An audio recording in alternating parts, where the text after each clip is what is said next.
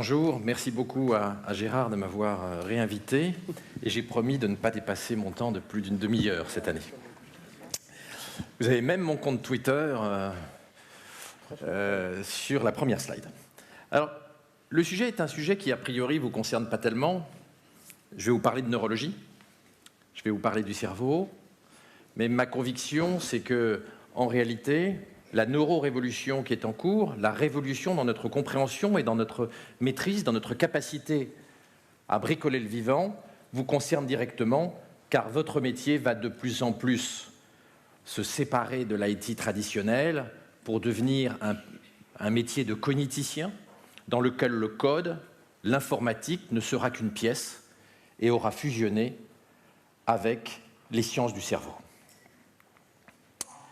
On va parler un petit peu de l'histoire de notre cerveau, mais on va surtout parler de la façon dont GAFA, Google, Apple, Facebook, Amazon et surtout Google sont en train de prendre le contrôle des neurotechnologies, c'est-à-dire des technologies du cerveau.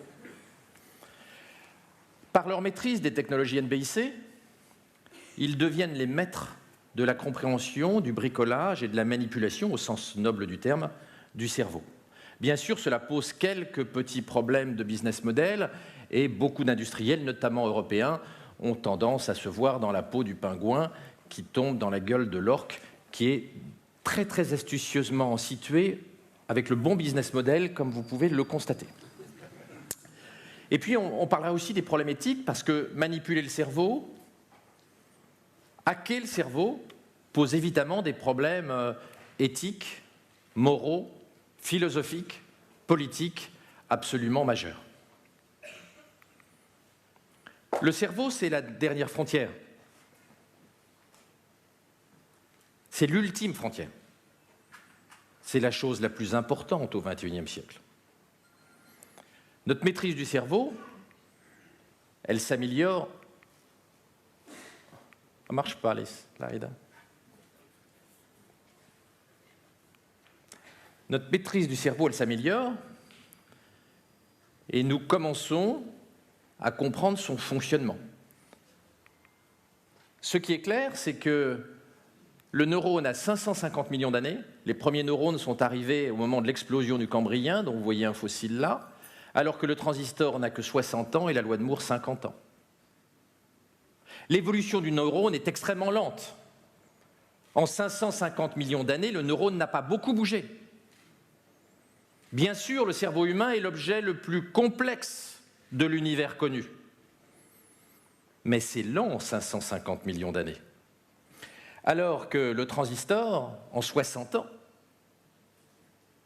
c'est-à-dire 10 millions de fois moins, se rapproche des performances du cerveau humain. Les neurosciences, l'informatique sont en train aujourd'hui de converger progressivement. Et c'est en cela que vous allez devenir des ingénieurs du cerveau, des cogniticiens, bien davantage que des codeurs. Vous connaissez tous l'histoire.